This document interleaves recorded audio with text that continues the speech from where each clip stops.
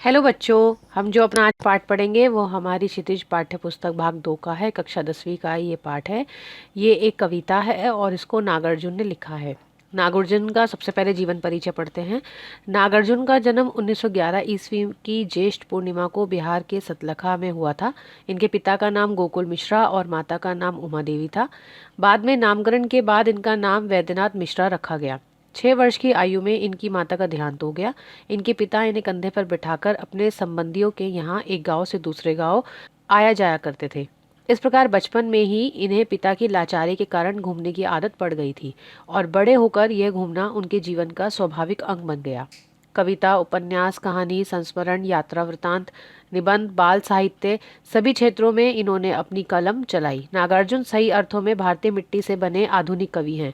इन्हें कई सारे पुरस्कारों से सम्मानित किया गया, जैसे भारत भारती सम्मान, मैथिली शरण गुप्त सम्मान, राजेंद्र शेखर सम्मान एवं साहित्य अकादमिक पुरस्कार। अब देखिए, ये जो पाठ है हमारा, इसमें 2 कविताएं हैं। ये दंतुरित मुस्कान एवं फसल। तो पहले हम कविता के सारांश को समझते हैं कि दंतुरित मुस्कान में क्या है और फसल में क्या है। दंतुरित मुस्कान कविता में कवि ने एक बच्चे की मुस्कान का बड़ा ही मनमोहक चित्रण किया है। कवि के अनुसार बच्चे की मुस्कान में इतनी शक्ति होती है कि वे किसी मुर्दा में भी जान डाल सकती है। कवि के अनुसार एक बच्चे की मुस्कान को देखकर हम अपने सभी दुखों को भूल जाया करते हैं और अंते मन प्रसन्न हो जाता है हमारा। बच्चे को धूल में लिपटा घर के आंगन में खेलता देखकर कवि को ऐसा प्रतीत होता है मानो किसी झोपड़ी में कमल खिला हो। कवि ने यहाँ बाल अवस्था में एक बालक द्वारा की जाने वाली नटखट और प्यारी हरकतों का बहुत ही सुंदर वर्णन किया है। जैसे जब कोई बालक किसी व्यक्ति को नहीं पहचानता तो उसे सीधी नजरों से नहीं देखता, लेकिन जब एक बार पहचान लेता है उसके बाद वो उसे टकटकी लगाकर देखता रहता है। दूसरी कविता है फसल। फसल कविता में कवि ने किसानों के परिश्रम एवं प्रकृति की महानता का गुणगान किया है। उनके अनुसार फसल पैदा करना किसी एक व्यक्ति के बस की बात नहीं। इसमें प्रकृति एवं मनुष्य दोनों का ही तालमेल लगता है। बीज को अंकुरित होने के लिए वायु, धूप, जल, मिट्टी एवं मनुष्य के कठोर परिश्रम की जरूरत पड़ती है, तब जाकर फसल पैदा होती है। तो ये तो था दोनों कविताओं का सार। अब बच्चों, मैं आपको कविताओं की व्याख्या समझाती हूँ। सबसे पहले हम पढ़ेंगे दंतुरित मुस्कान। तुम्हारी ये दंतुरित मुस्कान मृतक में भी डाल देगी जान। धूली धूसर तुम्हारी ये गात, छोड़कर तालाब मेरी झोपड़ी में खिल रहे जलजात। परस पाकर तुम्हारा ही प्राण, पिघलकर बन गया होगा कठिन पाषाण। छू गया तुमसे कि झरना लग पड़े शेफाली के फूल, बांस था कि बबूल। तो इसमें दंतुरित का मतलब होता है बच्चे के जो नए दांत आते हैं। धूली धूसर का मतलब है धूल मिट्टी से सने अंग। गात मतलब शरीर और जलजात मतलब कमल। उसके बाद इसमें लिखा हुआ है पाषाण। पाषाण मतलब पत्थर। परस मतलब स्पर्श। और शेफालिका का एक विशेष फूल होता है, उसका नाम है शेफालिका। अब देखिए इसका भावार्थ। प्रस्तुत पंक्तियों में कवि ने एक दांत निकलते बच्चे की मधुर मुस्कान का मन मोह लेने वाला वर्णन किया है। कवि के अनुसार एक बच्चे की मुस्कान मृत आदमी को भी जिंदा कर सकती है, अर्थात कोई उदास एवं निराश आदमी भी अपना गम भुलाकर मुस्कुराने लगता है। बच्चे घर के आंगन में खेलते वक्त खुद को गंदा कर लेते हैं, धूल से सन जाते हैं, उनके गालों पर भी धूल लग जाती है। कवि को यह दृश्य देखकर ऐसा लगता है मानो किसी तालाब से चलकर कमल का फूल उनकी झोपड़ी में खिला हुआ है। कवि को ऐसा लगता है कि अगर यह बालक किसी पत्थर को छू ले तो वह भी पिघलकर जल बन जाए और बहने लगे। अगर वो किसी पेड़ को छू ले, फिर चाहे वो बांस हो या बबूल या शेफालिका के फूल ही झरेंगे। अर्थात बच्चे के समक्ष कोई कोमल हृदय वाला इंसान हो या पत्थर दिल लोग, सभी अपने आप को बच्चे को सौंप देते हैं और वह जो करवाना चाहता है वो करते हैं एवं उसके साथ खेलते हैं। अगला पैरा देखिए।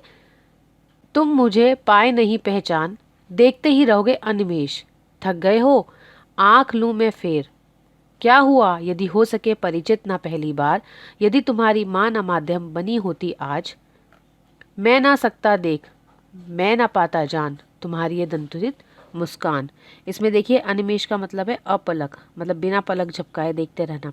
परिचित जिसे जान पहचान हो। माध्यम साधन। अब इसके भावार्थ देखिए। शिशु जब पहली बार कवि को देखता है तो वह उसे पहचान नहीं पाता और कवि को एकटक बिना पलक झपकाए देखने लगता है। कुछ समय तक देखने के पश्चात कवि कहता है, क्या तुम मुझे पहचान नहीं पाए हो? इतनी देर तुम इस प्रकार बिना पलक झपकाए एकटक मुझे देखते रहोगे? कहीं तुम थक तो नहीं गए मुझे इस तरह देखते देखते? अगर तुम थक गए हो तो मैं अपनी आंखें फेर लेता हूँ, फिर तुम आराम कर सकते हो। अगर हम इस मुलाकात में एक दूसरे को पहचान नहीं पाए तो कोई बात नहीं, तुम्हारी माँ हमें मिला देगी और फिर मैं तुम्हें जी भरकर देख सकता हूँ, तुम्हारे मुखमंडल को निहार सकता हूँ, तुम्हारी इस दंतुरित मुस्कान का आनंद ले सकता हूँ। आगे देखिए, धन्य तुम माँ भी तुम्हारी धन्य, चिर प्रवासी में इतर मैं अन्य। इस अतिथि से प्रिय तुम्हारा क्या रहा संपर्क, उंगलियां माँ की कराती रही मधुपर्क।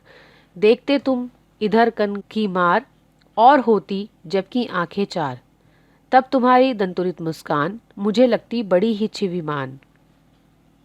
इसमें देखिए, चिर प्रवासी का मतलब बहुत दिन तक कहीं रहने वाला, इतर मतलब अन्य, संपर्क मतलब संबंध, मधुपर्क मतलब पंचामृत और कनखी मतलब तिरछी निगाहों से देखना, छविमान मतलब सुंदर। तो आंखें चार है, इसमें आंखें चार का मतलब परस्पर देखना। क्या कह रहे हैं कवि? प्रस्तुत पंक्ति में कवि अपने पुत्र के बारे में बताते हैं कि उनके नए नए दांत निकलना शुरू हुए हैं। कवि बहुत दिनों बाद जब घर वापस लौटा है, इसलिए उसका पुत्र उसे पहचान नहीं पा रहा है। कवि आगे कहता है कि बालक तो अपनी मनमोहक छवि के कारण धन्य है ही है, साथ ही उसकी माँ भी धन्य है जिसने उसे जन्म दिया। आगे कवि कहते हैं कि तुम्हारी माँ रोज तुम्हारे दर्शन का लाभ उठा रही है। एक तरफ मैं दूर रहने के कारण तुम्हारे दर्शन भी नहीं कर पाता और अब तुम्हें पराया भी लग रहा हूँ। एक तरह से ये ठीक भी है क्योंकि मुझसे तुम्हारा संपर्क ही कितना है। यह तो तुम्हारी माँ की उंगलियां ही हैं जो तुम्हें रोज मधुर स्वादिष्ट भोजन कराती हैं। इस तरह तिरछी नज़रों से देखते देखते जब हमारी आंखें एक दूसरे से मिलती हैं, मेरी आंखों में स्नेह देखकर तुम मुस्कुराने लगते हो। यह तुम्हारी जो मुस्कान है ये मेरे मन को मोह लेती है। तो बच्चों, ये थी हमारी दंतुरी मुस्कान। अब हमारी अगली कविता है फसल। इसको देखिए। एक के नहीं दो के नहीं, ढेर सारी नदियों के पानी का जादू।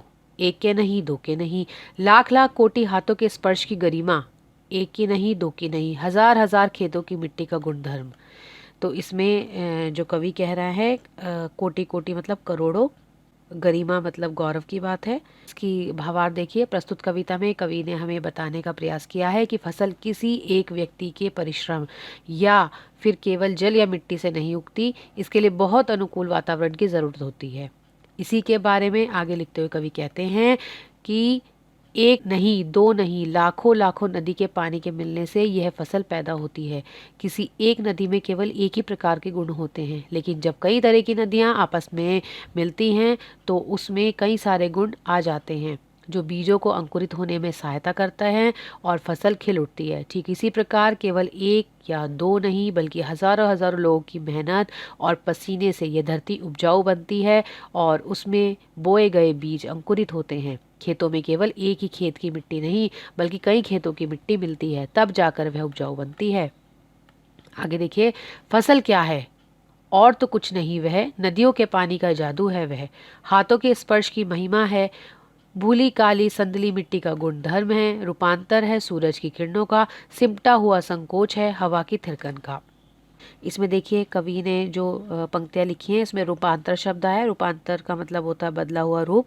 सिमटा हुआ संकोच मतलब सिमट कर मंद हो गया है और थिरकन मतलब नाच। तो क्या कह रहे हैं इन पंक्तियों में कवि? प्रस्तुत पंक्ति में कवि हमसे प्रश्न करता है कि यह फसल क्या है, अर्थात यह कहाँ से और कैसे पैदा होता है। इसके बाद कवि खुद इसका उत्तर देते हुए कहते हैं कि फसल और कुछ नहीं बल्कि नदियों के पानी का जादू है, किसानों के हाथों के स्पर्श की महिमा है। यह मिट्टियों का ऐसा गुण है जो उसे सोने से भी ज्यादा मूल्यवान बना देती है। यह सूरज की किरणें एवं हवा का उपकार है जिनके कारण ये फसल पैदा होती है। अपनी इन पंक्तियों में कवि ने हमें बताने का प्रयास किया है कि फसल कैसे पैदा होती है। हम इसी अनाज के कारण जिंदा हैं, तो हमें यह ज़रूर पता होना चाहिए कि आखिर इन फसलों को पैदा करने में नदी, आकाश, हवा, पानी, मिट्टी एवं किसान के परिश्रम की ज़रूरत पड़ती है, जिससे हमें उनके महत्व का ज्ञान हो सके। तो बच्चों, ये हमारी 2 कविताएं थी जिसको मैंने आपको एक ही वीडियो में समझा दिया। आप मुझे कमेंट करके बताएं कि आपको वीडियो समझ में आई। धन्यवाद।